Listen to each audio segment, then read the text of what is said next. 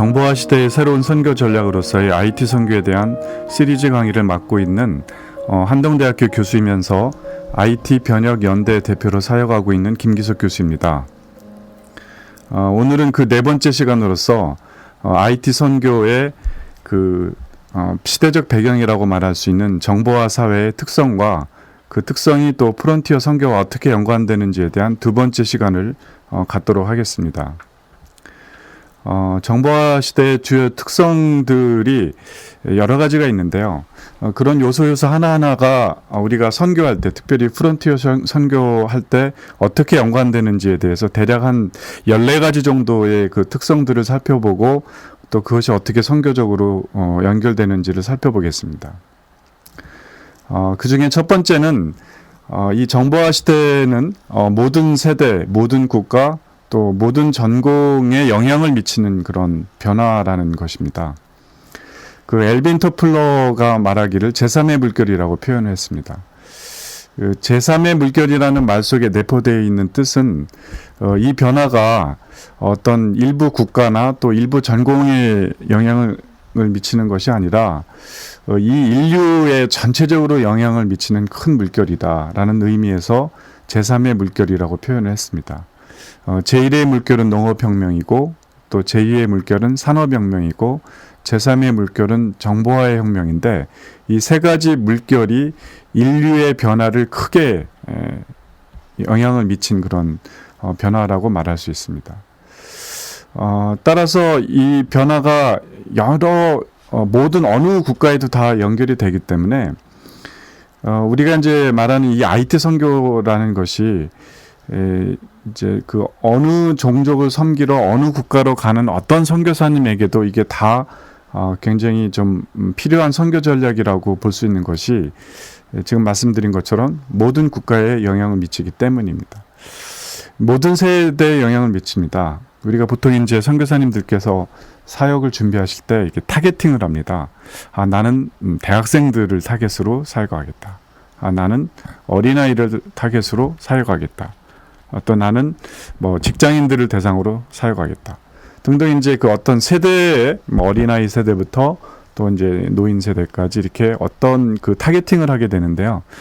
이 IT 전략은 어떤 그 세대에도 다 전략이 도출될 수 있는, 왜냐하면 이 정보화 시대의 변화는 모든 세대에게 다 미치기 때문입니다. 저희들이 한때 이제 이 1150이라는 프로젝트를 진행한 적이 있었습니다. 이 1150의 그 의미는 1만 명의 중보기도 사역자와 함께 만이죠, 만. 그 다음에 1000은 이제 1000대의 컴퓨터를 선교지에 보내겠다. 그 다음에 이제 100은 이제 100명의 IT 사역자를 파송해서 또 1150에 50은 이제 50개 컴퓨터를 세워가지고 그 50개 컴퓨터 센터에 그 100명의 IT 사역자, 다시 말해서 선교사죠.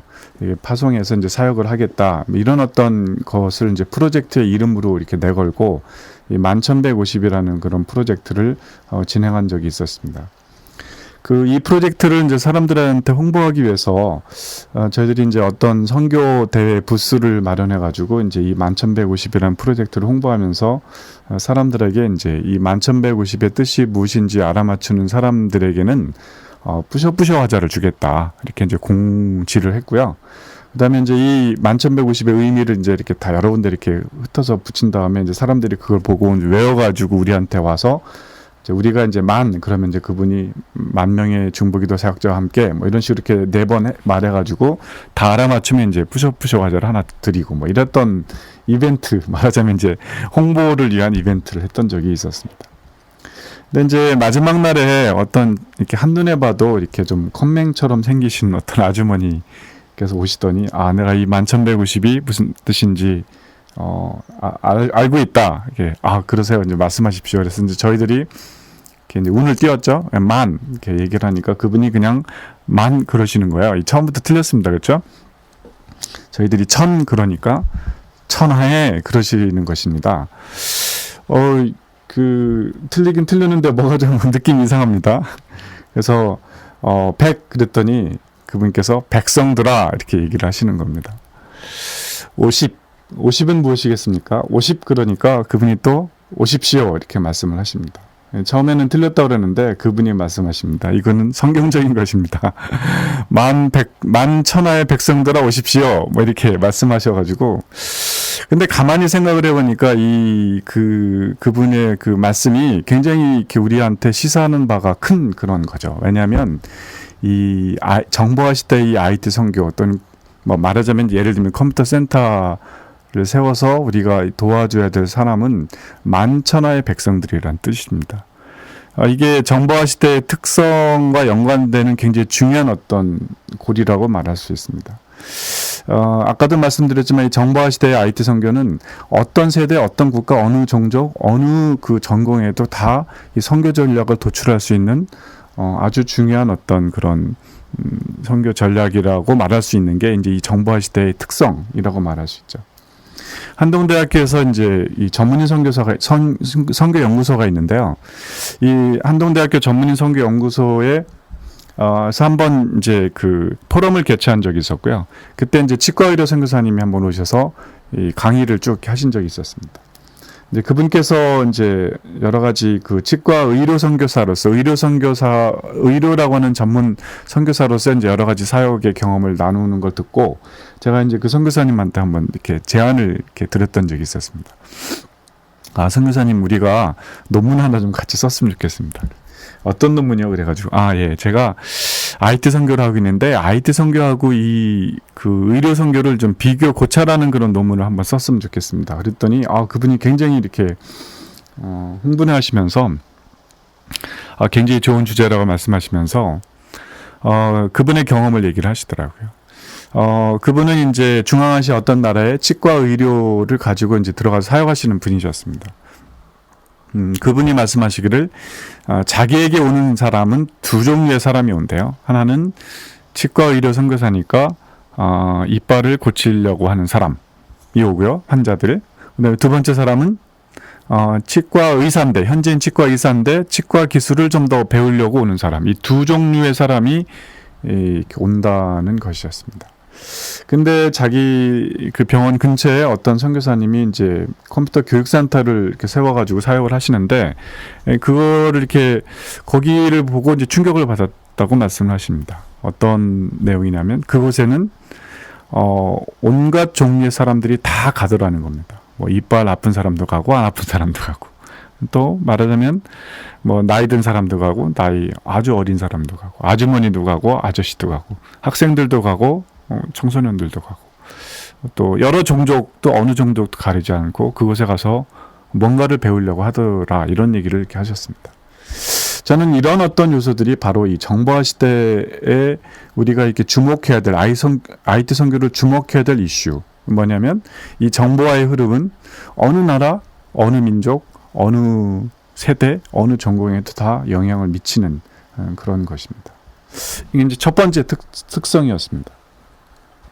두 번째 특성입니다. 이 IT라는 이 분야가 그 나라의 경제를 부흥시키는 어떤 새로운 패러다임으로 자리를 이제 잡았습니다.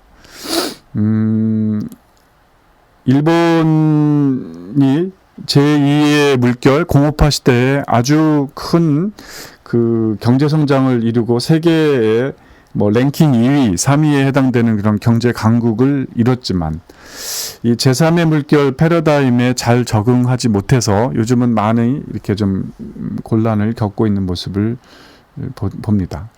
그러나 이제 미국 같은 경우는 이 클린턴 정부 기간 동안에 이 정보화 시대의 그 흐름을 이렇게 열면서 상당히 선도적인 어떤 그런 IT 시대를 열어갔기 때문에 그 클린턴 정부 기간 동안에 그 이 미국 그 경제의 어떤 그 지표를 보게 되면 굉장히 이렇게 좀 호황, 최저 실업률, 역대 최저 실업률, 그 다음에 이제 그 IT로 말미암는 새로운 일자리 창출, 뭐 이런 어떤 것들이 굉장히 대표적인 그런 사례라고 말할 수 있고요. 또 제가 지난번에도 좀 말씀드렸지만 한국 같은 경우는 이 IT를 통해서 IMF라고 하는 경제 대위기를 이렇게 극복한 그런 아주 대표적인 나라에 해당되는 것입니다. IMF가 임했을 때 많은 나라들이 대한민국의 경제가 다시 살아날 수 있을까 이렇게 생각을 했지만 그 IMF 1997년 말 이후에 98년부터 대대적으로 이 정보화 산업에 투자하고 이 IT의 그 시대를 앞서가기 위한 어떤 캐치플레이드들이 이제 있었고요. 그때 이제 가장 많은 사람들에게 이렇게 좀 불려졌던 그런 캐치플레이드 중에 하나가 산업화는 늦었지만 정보화는 앞서가자. 뭐 이런 그 캐치플레이드가 우리가 참 주목해야 될 그런 캐치플레이드 중에 하나였습니다. 산업화, 제2의 물결 공업 시대에는 우리가 늦게 그 물결을 탔습니다. 세계 20위 경제권 안에는 포함됐지만 손가락을 꼽는 그 순위 안에는 아무리 노력해도 이렇게 들어가지 못하는 그런 시대였습니다. 그러나 이제 정보화는 앞서가자. 이 정보화 시대에 우리가 굉장히 그 적극적으로 98년 이후부터 이 IT 시대에 뛰어드는 그런 결과로 말미암아서요. 이 정보화 시대에 이렇게 가장 앞서 이렇게 시작했던 것들이 여러 가지가 많이 있습니다. 그런 정책들 때문에 그 IMF를 극복했을 뿐만 아니라 이제는 그 경제 성장에 있어서 IT 산업이 미치는 어떤 경제 성장의 요소들이 굉장히 많이 있기 때문에 이제는 IT가 이 대한민국의 IMF를 극복했고 또 여러 나라들이 IT를 통해서 경제가 이렇게 부흥되는 걸 이렇게 보면서 많은 그런 나라들이 IT를 통한 경제 개발에 어떤 그런 힌트와 노하우를 이렇게 얻고자 하는 그런 트렌드들이 많이 있습니다. 그런 추세가 이제 세 번째 특성인데요. 이 후진국 경제 개발 또 제3세계죠. 제3세계 경제 발전에 새로운 어떤 그런 시도를 주는 어떤 그런 계기가 되고 있다는 것입니다. 이제 인도의 사례를 우리가 좀 주목할 필요가 있습니다. 인도가 상당히 이렇게 좀 경제적으로 이렇게 못 사는 그런 나라였습니다.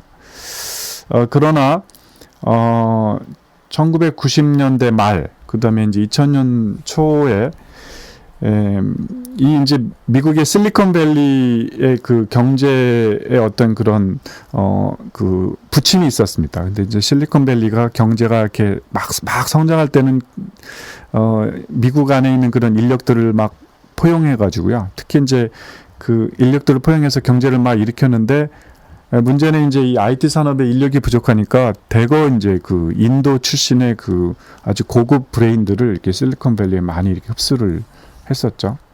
2000년 초가 되면서 이제 실리콘밸리에 불황이 있게 됐습니다.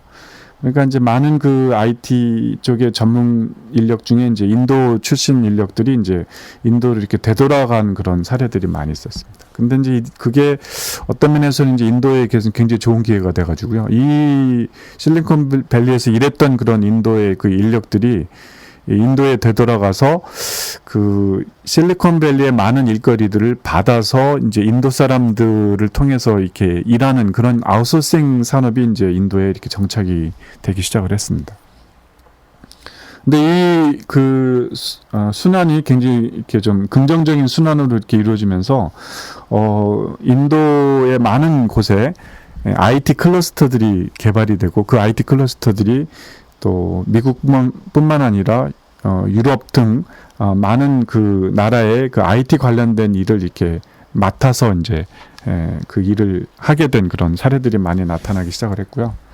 이제 그런 어떤 것을 통해서 요즘 인도는 단순히 이제 IT의 일거리를 받아서 하는 아웃소싱 모델에서 더 나가서 이제는 새로운 그 IT 산업의 선두적 역할을 이렇게 해나가는 그런 모습들이 많이 나타나기 시작을 했습니다.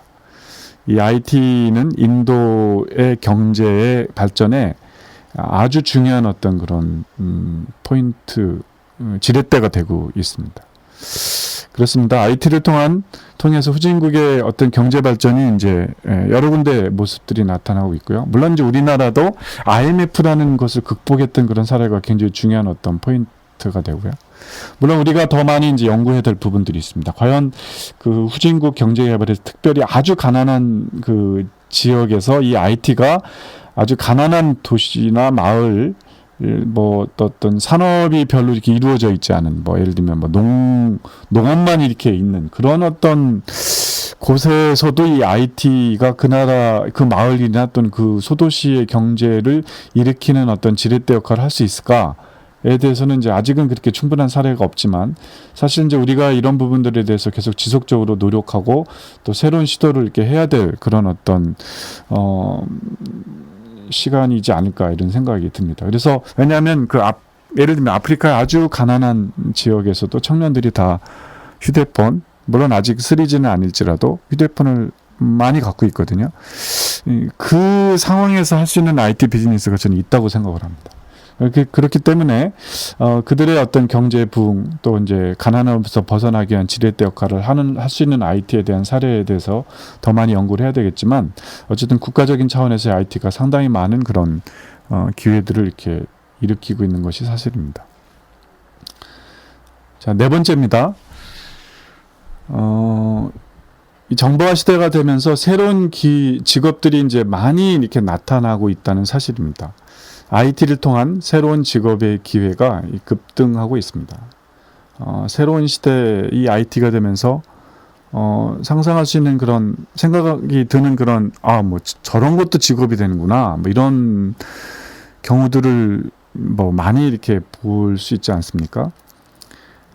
그 중에 가장 대표적인 것이 이제 예를 들면 프로 게이머입니다. 네, 이 프로 게이머는 아침에 출근해서 저녁 퇴근할 때까지 게임만 합니다.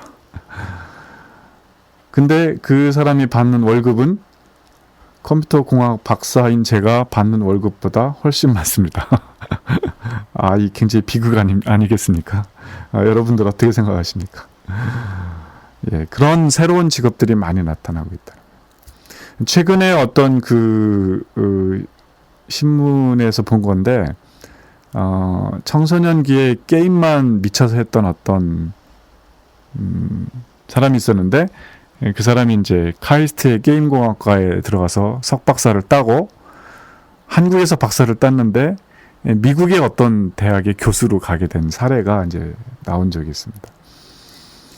그거를 읽고 이제 아마 집에서 청소년들 자녀를 두신 그런 부모님들이 이 게임을 놓고 자기 자녀들과 이렇게 팽팽한 긴장 관계에 속해 있는 많은 부모님들이 그 기사를 읽고 상당한 혼란을 이렇게 좀 경험하지 않았을까 이렇게 상상을 해봅니다.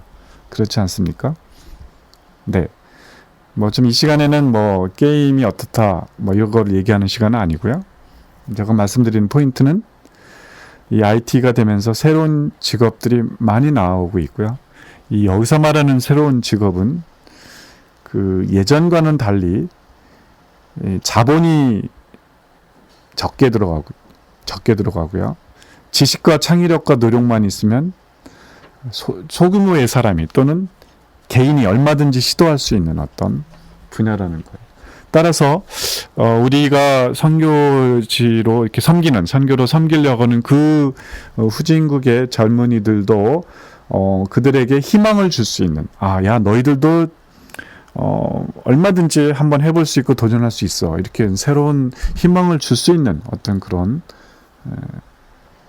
기회가 주어질 수 있는 시대다. 이게 이제 IT를 통한 새로운 직업의 기회가 급등하고 있다. 네 번째 특성이 되겠습니다. 다섯 번째 특성입니다. 인터넷과 IT를 통해서 전 세계의 공통의 문화가 형성되고 있습니다. 문화, 굉장히 중요한 요소죠. 문화를 구성하고 있는 여러 언어, 사람들의 어떤 사고방식, 생활 패턴 이런 것들을 총체적으로 이렇게 문화라고 말하지 않습니까? 선교에 있어서 문화는 굉장히 중요한 아젠다입니다. 왜냐하면 선교란 문화가 다른, 그렇죠? 타문화, 문화가 다른 그곳에 공동체에 들어가서 예수 그리스도의 복음을 문화가 다른 그 사람들에게 전하는 것을 우리가 보통 선교에 대한 데피니션이라고 말하기 때문에 선교에 대한 훈련에 있어서 가장 중요하고 빠짐없이 등장하는 것이 문화입니다. 이 문화적 차이를 어떻게 극복할 수 있을까? 선교사가 그곳에 가서 받는 문화적 충격을 극복하고 그들에게 스며들어서 어떻게 복음을 전할까. 이게 이제 굉장히 중요한 아젠다죠. 이 문화를 극복한 여러 간증 중에 대표적인 간증이 뭐 이런 것들이 있죠. 어떤 선교사님이 아프리카에 가서 그 아프리카 종족에 이제 가기 전에 그 종족을 다 연구를 한 겁니다. 그 주변을 맴돌다가 어느 날 이제 잡혀가지고 추장 앞에 서는 겁니다. 추장이 왜 왔냐 그러니까 나는 당신들의 친구가 되기 위해서 여기서 왔습니다. 그 추장이 한참 쳐다보고 어떤 신호를 하니까 사람들이 이제 돼지 피를 갖고 와가지고 우유에다가 이렇게 섞어가지고 그 들어온 손으로 이렇게 섞어가지고요. 이 이제 컵을 두 개를 만들어가지고 두 잔을 만들어서 이제 선교사님과 그 사모님께 이렇게 주는 거죠. 아무 말 안 하고 딱 주는.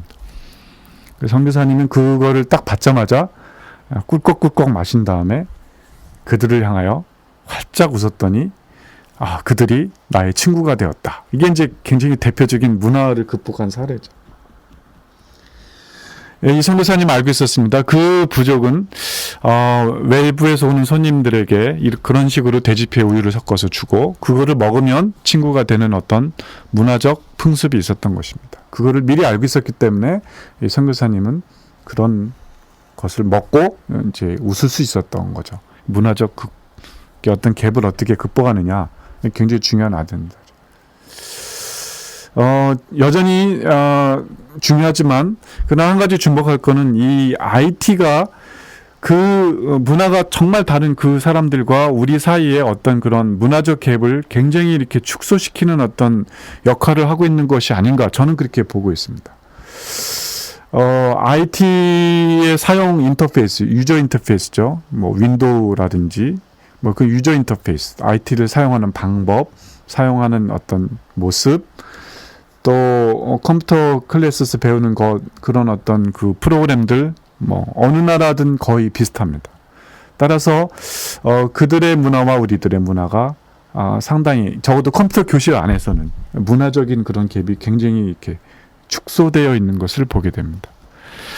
요즘 이제 페이스북에 엄청난 그런 인류의 사람들이 다 페이스북으로 들어오고 있는데 우리가 주목해야 될 건 우리가 섬기고자 하는 그 프론티어의 청년들도 그 미전도 종족에 해당한다는 청년들도 이제는 거의 페이스북에 많이 들어와 있다라고 볼 수 있습니다. 그래서 예를 들면 그 청년과 우리가 페이스북을 통해서 커뮤니케이션 한다고 칩시다. 얼마나 문화적인 차이가 있겠습니까? 굉장히 축소됩니다. 물론 그 언어, 그 사람들의 생활 풍습 그것이 바뀌는 건 아니지만 거리가 상당히 좁혀진 건 사실입니다. 새로운 어떤 선교적 기회가 우리 가운데 다가오고 있는 것입니다. 이런 부분들을 우리가 주목을 해야 될 필요가 있습니다. 여섯 번째, 인터넷을 통해서 개방화, 세계화가 이루어지고 있습니다. 개방이 됩니다. 아무리 이 국경을 막으려고 해도 인터넷을 통해서는 더 이상 국경을 막을 수 없습니다.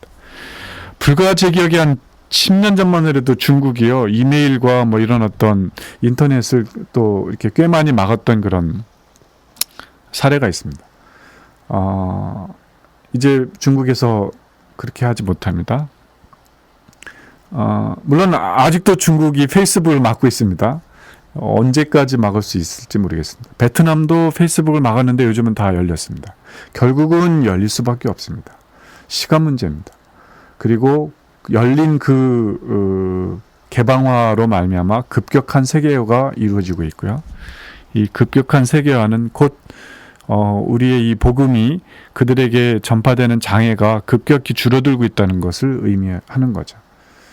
그런 차원에서 이 IT 시대, 정보화 시대가 정말 이 복음 또 선교에 너무나도 절호의 어떤 그런 새로운 어떤 찬스 또 새로운 접근 전략이 많이 나올 수 있다고 볼 수 있습니다.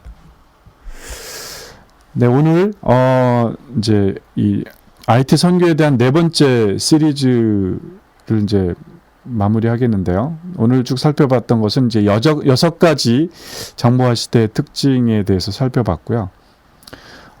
다음 시간에 한 8가지 정도를 더 이렇게 살펴보고 이제 이 정보화 시대의 특성과 프론티어 선교에 대한 어떤 서브 아젠다는 마무리를 하게 될 것입니다. 선교지에 있는 선교사님들 그리고 또 미국이나 한국에서 IT 선교를 희망하거나 또 이 선교사를 IT로 돕기를 기대하는 분들은 저에게 이메일로 좀 연락을 해주시면 이 IT 선교 동역 네트워크라고 하는 그런 네트워크를 형성을 해서 이 선교사님들을 이렇게 돕는 그런 기회들을 갖고자 합니다. 제 이메일 주소는 peterkim@handong.edu peterkim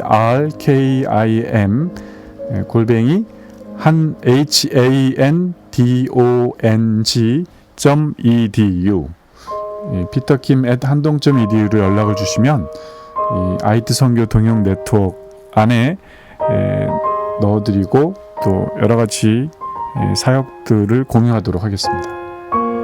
감사합니다.